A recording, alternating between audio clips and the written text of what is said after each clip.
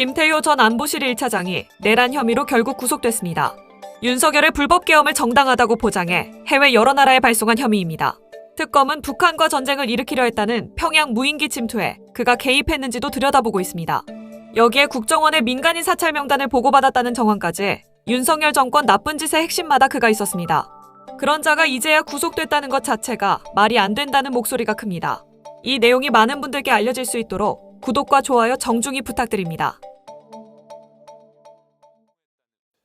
이르면 오늘 밤 김태효 전 국가안보실 1차장의 구속 여부가 결정됩니다.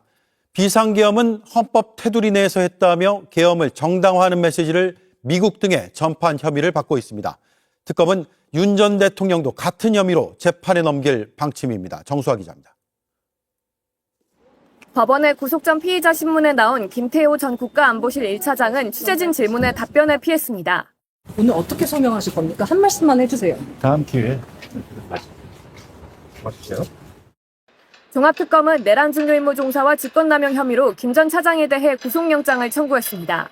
김 전 차장은 헌법 테두리 내에서 한 정치적 시위라며 비상계엄을 옹호하는 메시지를 미국 등 우방국에 전파하게 한 것으로 조사됐습니다. 특검은 당시 트럼프 당선인 측에도 기독교적 가치관에 입각해 대한민국을 운영하려 노력해왔다는 메시지를 전달하게 한 것으로 보고 있습니다.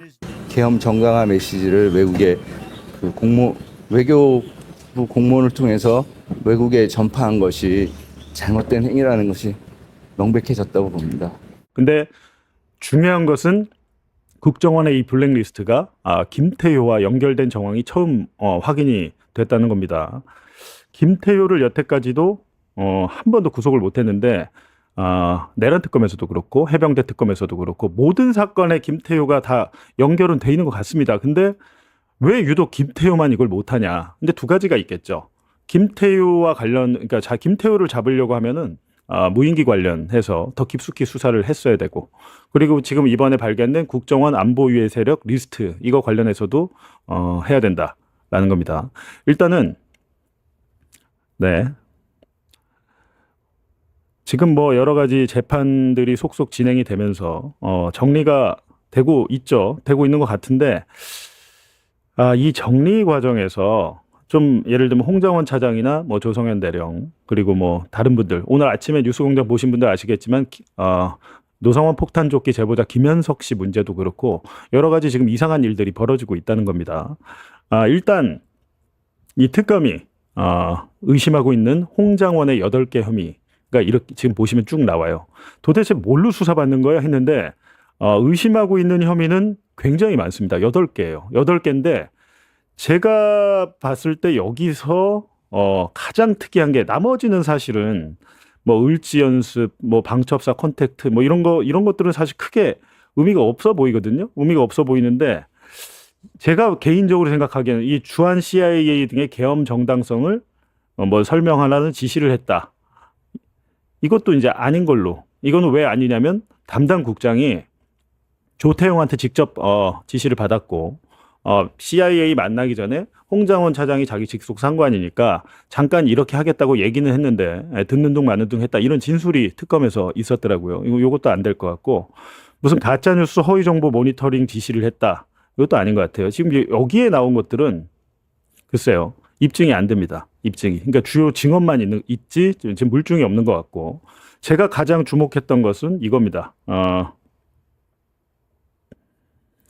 가장 주목했던 게 글자가 써지네. 네.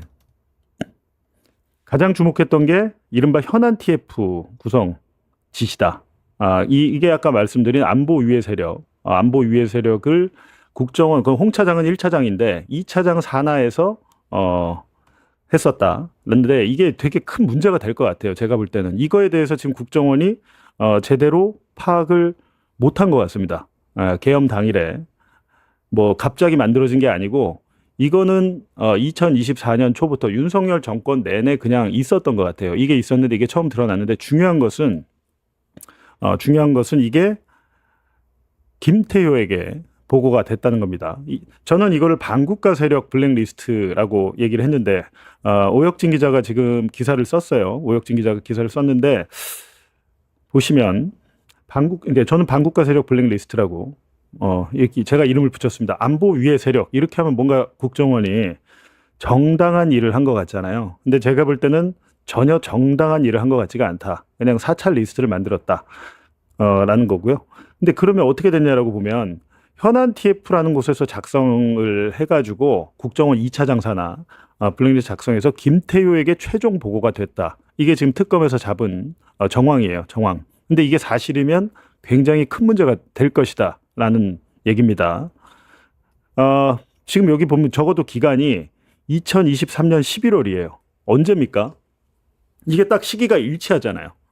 2023년 11월경에 윤석열이가 사령관 3명을 바꿔버리죠. 곽종군, 여인영, 이진우, 수방사, 특전사 다 바꿔버려요. 방첩사까지. 왜? 이때부터 이제 내란을 실행하려고 전격적으로 착수를 한 거죠.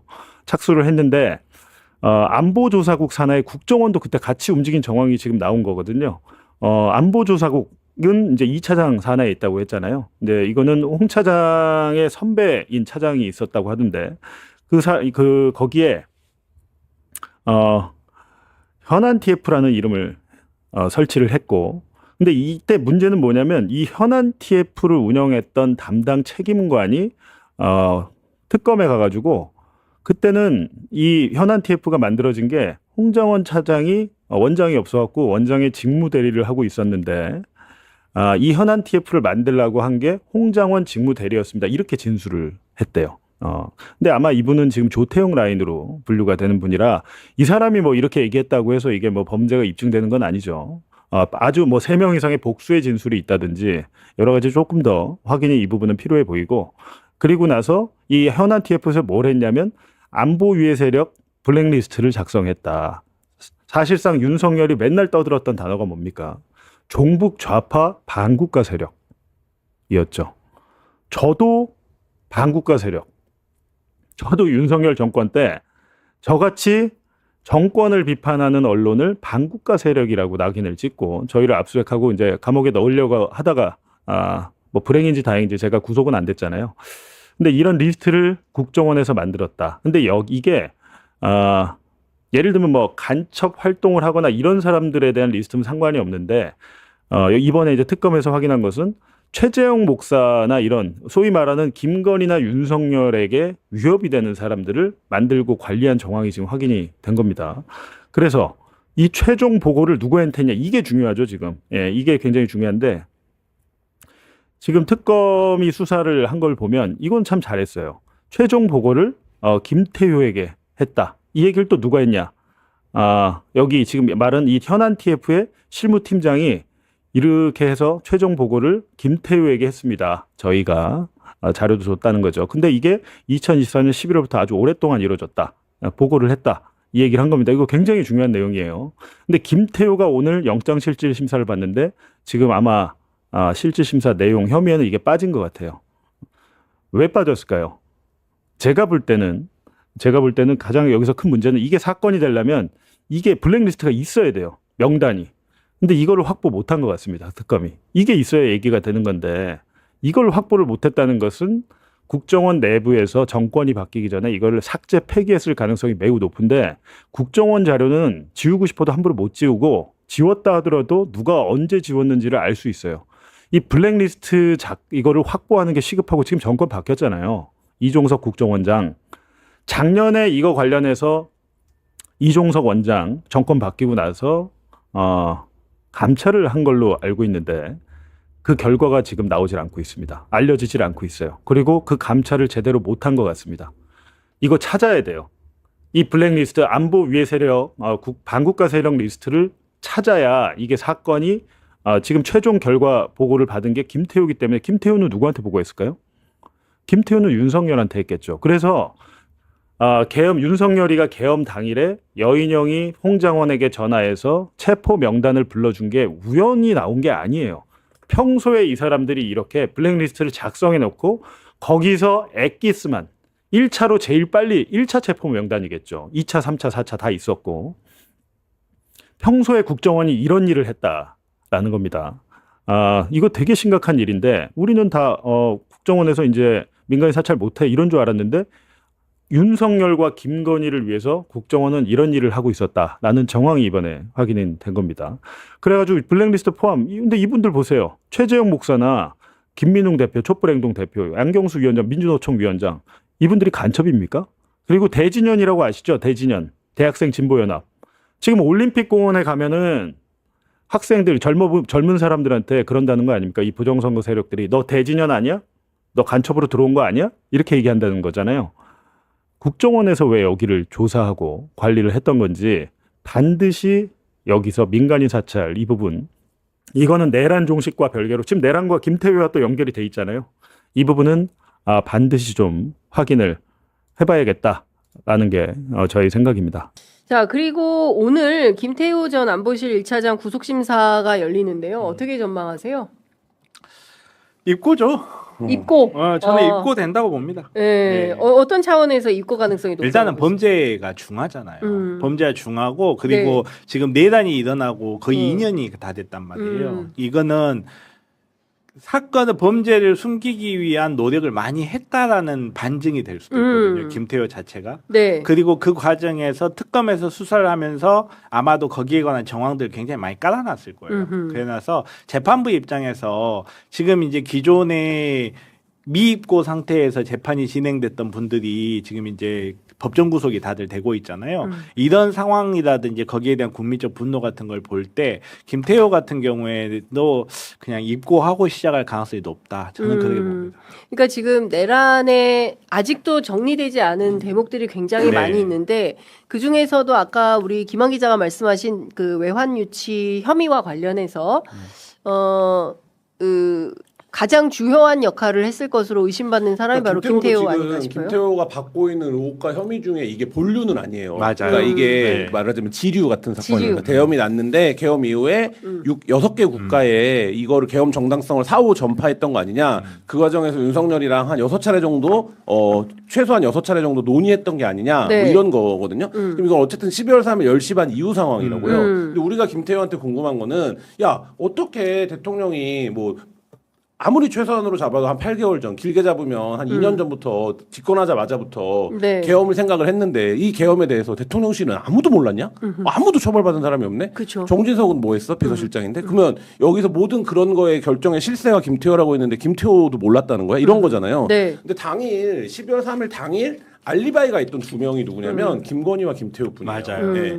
근데 김태호가 그래서 그 알리바이로 지금까지 자연인 신분으로 버티면서 캠퍼스의 낭만을 즐겨 오신 거거든요. 근데 어쨌든 이 건은 사후 계엄 정당, 그러니까 계엄의 사후 정당성을 확보하기 위해서 그 발신한 것들은 이미 이제 유죄 취지 판결이 유죄가 인정이 됐었기 때문에 저도 오늘 들어갈 거라고 보는데 네. 정작 김태호한테 수사해야 되는 거는 예를 들면 드론 작전 사령부 관련된 부분들 그 다음에 HID 부대를 방문했다는 그렇죠. 거잖아요. 네. 그 안보실 관계자가 거기를 방문한 게 처음이었다라고 하는데 네. 뭐 그런 부분들 이것들이 김태호 그리고 이제 결국 결과적으로 지금 1차, 2차 특검을 했지만 이 계엄을 모의한 사람들이 안 나와요. 그렇죠. 그러니까 예를 들면 윤석열과 기획자가 누구냐. 예, 윤석열과 이 군 관계자들의 일방적인 위계관계나 지시관계에 의해서 이 계엄이 준비된 것처럼 얘기하는데 네. 대통령 비서실은 그걸 전혀 몰랐냐? 그러면 뭐 김건희는 몰랐냐? 뭐 당은 어떻게 생각했냐? 이런 부분들이 안 나오거든요. 그렇죠. 그러니까 이제 그게 사실 핵심이겠죠. 남아있는 그러니까 과제. 그렇죠. 저는 이제 이게 키포인트라고 생각을 하는데 우리가 이제 시종일관 질문하고 있는 게 그리고 특검에 요구하고 요청드리는 게 이 내란의 기획을 누가 한 거냐. 그러니까 지규현 판사의 주장처럼 뭐 야당 때문에 욱해가지고 이틀 전 우발적으로 이틀 전에 우발적으로 하지 않았다라는 것은 저 판결문 누구 판결문이죠? 갑자기 이상민 아니 이상민이 아니라 박성재 박성재. 박성재 판결문을 통해서 이제 이미 확인이 된 거고 그렇다면 실행 단계에 이르기 전에 그러니까 준비 단계에서 누가 어떻게 기획을 했느냐 요거를 밝혀내야 되거든요. 김민석 그 당시 국회의원이 네, 8월 달에 내란 가능성을 언급을 했어요. 그렇습니다. 민주당 국회의원이 아는데 예. 국민의힘 국회의원이 몰랐다고요?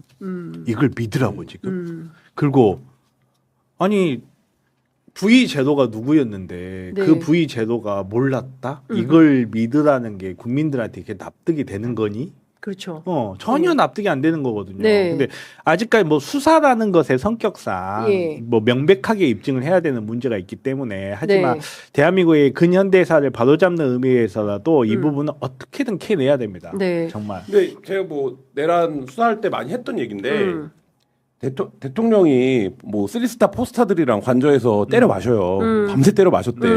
비서실은 그 내용을 파악을 합니까 안 합니까? 하지. 무조건 하죠. 예. 이건 어떻게든지 서면 보고 올라가죠. 왜냐하면 야 비서실장도 궁금하잖아요. 예를 들면 야 왜 대통령이 3스타랑 그렇게 포스타들 불러놓고 때려 마시는 거냐? 뭔 얘기했어? 뭔 얘기했냐? 물어본단 말이에요. 근데 네. 그 술자리의 횟수가 지금 법정에서 확인된 것만 5번인가 6번인가 그래요. 네. 제 기억에. 그리고 더 웃긴 건 뭐냐면 그 술자리를 한 다음 날 국민의힘 배지들을 불러다가 오찬을 합니다. 네. 그러면 전날 밤새도록 비상 개업에 네. 대해서 얘기했어. 네. 그 다음 날 만나서 그때 뭐 여기 추경호 왼쪽에 앉고 뭐 이런 식으로 앉는데 네. 한동훈만 안 들어간 오찬이 있어요. 그 전날 이제 마신 거였거든요. 그럼 이제 그랬을 때 국민의힘 의원들한테 얘기 안 했겠냐. 했겠지. 뭐 이런 부분들인데 그게 이제 전혀 지금 안 건드려지고 있는 거고 네. 특히 정진석, 김태호 이런 비서실 관계자들은 뭐를 했습니까? 증거 인멸을 했잖아요. 그렇죠. 예를 들면 대통령실을 진공 상태로 만들었다는 네. 거 아닙니까? 예. 뭐그 부분만 무덤 갖고도, 같았다고 예. 했어요, 대통령이. 그 부분만 갖고도 지금 처벌이 가능한 그렇죠. 부분이죠. 예. 사실 중요한 말씀을 방금 하셨는데 사실 수사가 여기에 포커스를 맞춰야 되는 거 아닌가? 그러니까 우선은 수사를 하면 우선은 증거가 확실한 사람 먼저 잡아가게 마련이고 그리고 아무리 뭐라고 해도 김건희는 공무원이 아니잖아요. 공무원 신분이 아니기 때문에 그런 부분에서 제약이 있을 수는 있어요. 분명히. 제약이 있을 수 있는데 저는 장기적으로 2차 특검이 부족했다면 3차 특검 또 만들어야 돼요. 이 부분에 대해서는 명명백백하게 밝혀지지 않는 한은 네. 이건 진실규명을 그만둘 수가 그렇죠. 없고 예. 지금 그만두잖아요. 그럼 20년 뒤에 진실화해위원회 또 생길 거예요 아마. 지금 해야 돼요. 지금. 네, 그러니까 지금 당장 지금의 가장 중요한 시대 정신이 내란 청산인 그럼요. 거잖아요. 예, 예. 여전히 이것은 이제 지속되는 거고 내란 청산과 동시다발로 검찰 개혁 그리고 이제 민생 개혁 뭐 이런 언론 개혁 이런 것들이 이제 동다발로 가야 되는 거죠. 우리가 능력 있는 나라이기 때문에 충분히 동시다발로 다 할 수 있는데 이거 순차적으로 가는 것은 조금 의도가 있어 보인다라는 말씀을 좀 드리고 싶은 것이고 수사도 반드시 성과를 이 부분에 대해서는 성과를 내야 된다라는 말씀을 좀 드리겠습니다. 그리고 김태호 김태호. 이것까지 다 연결되는데 계속 빠져나가고 네. 내란도 지금 청산이 안 되는데 이쪽에는 지금 접근조차도 못 하는데 네. 이 무인기 사건이 네. 그 단초를 제공할 수 있어요. 지금 말씀하신 무인기 사건은 윤석열 일반 이적지 물론 이제 연결이 좀 돼 네, 있습니다. 있죠. 그런데 그때 그 무인기 말고 정권 바뀌고 나서 그렇죠. 예, 민간인들이 보냈다는 그 무인기를 얘기하고 예. 있는데 그 배후에 봤더니 정보사도 들어가 있고 김태호 이야기도 나오고 지금 복잡합니다. 그다음에 항명죄도 들어가 있습니다. 문상 그쪽도 들어가 있습니다. 지금 문상 뭐죠? 저 문상 누구요? 그 얼마 문상호? 문상호까지 연결돼 있습니다. 문상호. 제가 그쪽에 합리적 의심을 하여튼 다 지금 복잡한데 네. 우리 의원실에서 이거를 다 그림으로 표시해서 가능한 쉽게 설명드리도록 좋습니다. 하겠습니다. 그러면 네. 그 얘기에 앞서서 네. 오늘 이 문제에 대해서 이재명 대통령이 맞습니다. 이거는 정말 심각한 문제라고 국무회의에서 또 한 번 짚었습니다. 그 영상을 같이 보고 오겠습니다. 민간인들이 북측에 무인기를 보내가지고 무슨 정보 수집 활동을 한다고 하는 거는 어째 이런 민간인들이 이런 상상을 할 수 있는지 의심스럽습니다. 물론 수사를 계속 해봐야 되겠지만 거기에 뭐 국가기관이 연관되어 있다는 설도 있어요. 네. 개인이 지멋대로 상대 국가한테 전쟁 개시 행위를 하면 처벌하는 그런 법조문이 있어요. 북한 지역의 총선과 똑같잖아요. 또 한 가지 놀라운 사실은 지금 이런 최첨단 과학기술 또는 국방 역량이 발전한 상태에서도 무인기가 몇 번씩 왔다 갔다 넘어가는 걸 체크를 못합니까? 예. 저기에다가 국방부하고 정보사가 생각보다 안 움직이는 것도 지금 대통령이 저기 화나게 한 겁니다. 지금 이 정부에서 이 정부에서도 별로 이 부분에 대해서 그 확실하게 협조를 안 한다는 느낌을 받고 그 얘기를 제가 듣고 있습니다. 네. 4번 한번 띄워주세요. 그게 문제야. 예. 자, 저는 제2의 노상원이라고 보는데요. 제가 놈놈놈을 해가지고 만든 놈, 그 다음에 편든 놈, 그리고 날린 놈이 있습니다. 이 세 사람이 그 회사를 만듭니다. 그 에스텔 엔지니어링이라는 걸 만든 사람입니다. 네. 보시면 무인기 본체에 구입해가지고 만든 사람이 장모 씨입니다. 그죠? 그 다음에 이게 날린 놈은 오모 씨입니다. 네. 이 두 사람은 대학교 선후배사예요. 이건 다 알려진 사실이고요. 네. 보도까지 됐습니다. 편든 놈은 이거는 무인기를 날려야 되는 것은 당연한 자유라고 옆에서 편든 놈입니다. 이 세 사람이 그 에스텔 엔지니어링에 같이 있고요. 자, 특히 오가 지금 보면 온 곳을 지금 다 쑤셔대는데요. 이 사람이 보수 성향의 청년 단체 회장 출신이고요. 맞아. 그다음에 쭉 보시면 거기고 정보사령부와 지원을 받아서 1,300만 원에 달하는 돈을 받았는데요. 이거는 세 발의 피다. 제가 확인한 거 지금 처음 말씀드리는데 지난번 작년에 국감에서 제가 했던 자료 통일부를 막 다그쳤을 때 보조금을 줬던 수상한 단체 이 단체가 포함되어 있어요. 제가 오늘 아침에 발견했는데 보시면 뭐라고요? 방금 제가 잘 못 들었습니다. 예, 7번 보면서 말씀드릴게요. 네. 윤 정부 때 통일부 보조금을 수령했던 이상한 단체들을 나열하고 제가 이 단체들 뭐냐? 윤석열 정부 때 통일부로부터 보조금을 받은 미상의 단체들이 있다. 그 중에 하나를 보니까 깜짝 놀랐습니다. 저희도 다시 보니까 여기에 보십시오. 확대해 놓은 거 한번 보십시오. 에스텔 엔지니어링. 여기에 들어가 있었어요. 네. 이걸 지금 오늘 아침에 본 겁니다. 제가 문제 삼았던 단체. 이 엄청난 발견이네. 엄청난 발견이에요. 그러니까 지금 그러니까 다 연결돼 있을 가능성이 굉장히 높은 다 거야. 연결된 겁니다. 맞습니다. 그다음에 두 번째 보시면 놈 뒤에 또 다른 놈이 또 있습니다. 자, 보시면 놈 뒤에 또 다른 놈. 시킨 놈이 있습니다. 시킨 놈. 예, 보시면 자, 우리가 그때 의심했잖아요. 그날의 내란의 날에 요 자료 없습니까? 놈 뒤에 또 다른 놈. 시킨 놈 김태효라고 돼 있는 거. 5번입니다. 5번이라고 합니다. 5번 계속 돌려봐 그냥. 5번 나올 때까지 돌려. 왜 없죠? 아니, 이제 이거 계속 말고. 돌려 이거는 뭐. 김태호 나온 거. 김태효. 네. 놈 뒤에 또 다른 놈. 시킨 놈 김태효 사진 있는 것 있죠? 예. 9번이네. 요거 9번인데. 이거 참, 그 의원님도 참 김태효 감쌉니까? 차례대로 보는데 섞어놓고 뭐. 예, 알겠습니다. 근데 자, 이 사람이 뒷배일 가능성이 매우 많은 게 지금 이게 헷갈리는 이유가 신문사들도 제가 다 보니까 헷갈리는 게 여기 등장하는 오 씨가 3명입니다. 그래요? 네. 그래 보면 그 중에 사실 이거를 보도했던 1호 시사 기자도 해필 오십니다. 그래서 오 씨가 등장하는 게 4명인데요. 오혁진이. 예.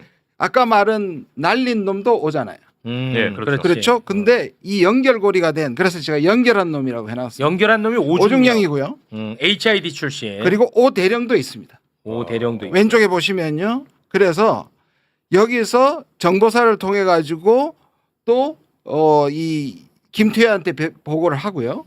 여기 이제 어제 저희가 다룬 내용이 들어가 있네. 예, 그렇습니다. 오대령이 그 날린 놈 오모 씨로부터 북한 촬영 영상 10기가 이상 제공받음. 어제 저희가 다룬 내용이 여기 딱 들어가 있네요. 근데 지금 오중영을 얘기를 하지 않는데 이 사람이 더 큽니다. 이 사람이 자, 몇 번을 보시면 나오냐면요. 번호 정확하게 하세요. 6번을 보십시오. 6번이라고 합니다. 이 맞아요? 예, 6번입니다. 보시면 오중영이 국정원장 비서실에 근무하는 사람입니다. 비서실. 조태용이 저는 비서실도 관련 있다고 봅니다. 이 사람이 어디로 가느냐 하면 1차장실로 갑니다.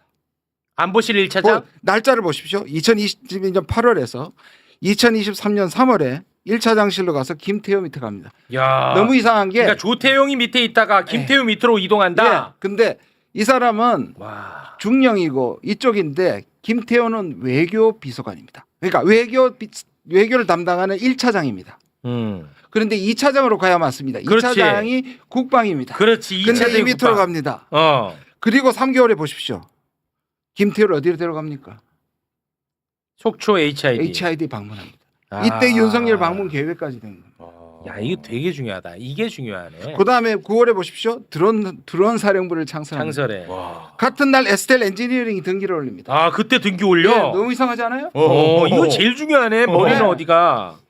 그리고 2024년에 여기 인터넷 언론사 2개, NK 모니터링하고 글로벌 인사이트 2곳을 정보사에서 중령한테 돈을 받아가지고 설립합니다.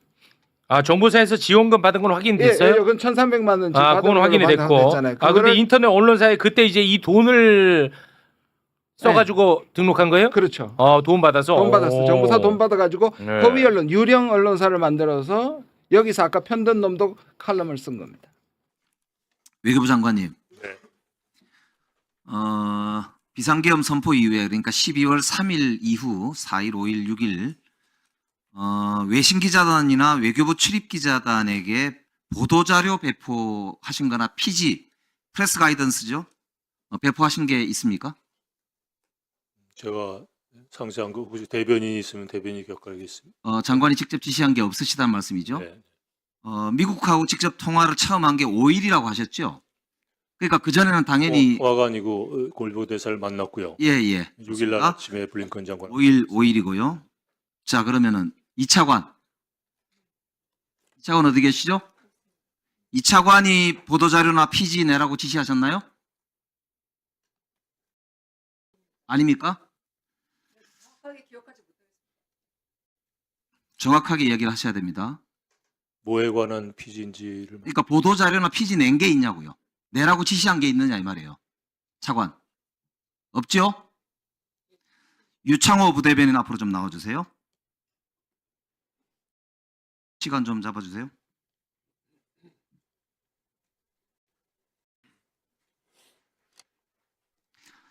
예, 유창호 외교부 부대변인 맞으시죠? 맞습니다. 예. 외교부 부대변인 오시기 전에 어디 계셨어요? 직책이? 바로 직전에는 외교부 본부에서 그 전에요? 그 전에는 그 대통령실에서 기획 미래정책비서관실인가요? 네 맞습니다. 행정관으로 계셨던 모양이죠? 맞습니다. 유창호 부대변인이 외신 기자들한테 자료 보낸 게 있으십니까? 문답지 같은 형식으로? 정식으로 보낸 적은 없고요. 그럼 정식 아니고 보냈습니까? 네 개인적으로 보냈습니다. 개인적으로. 그 자료를 누가 작성했습니까? 대통령실에서 작성을 한 걸로 알고 있습니다. 대통령실 어디로부터 자료를 받았습니까? 외신 비서관실? 비서관실에서 받았습니다. 행정관입니까? 비서관입니까? 이 자리에서 말씀 안 드리겠습니다. 좋습니다. 그러면 그 내용 중에 저런 내용이 있죠? 이번 비상계엄은 헌법주의자이자 자유민주주의 헌정질서를 누구보다 숭배하는 대한민국 대통령으로서 내린 결단이다. 맞습니까? 맞습니까? 대답해 보세요. 맞는 모양이죠?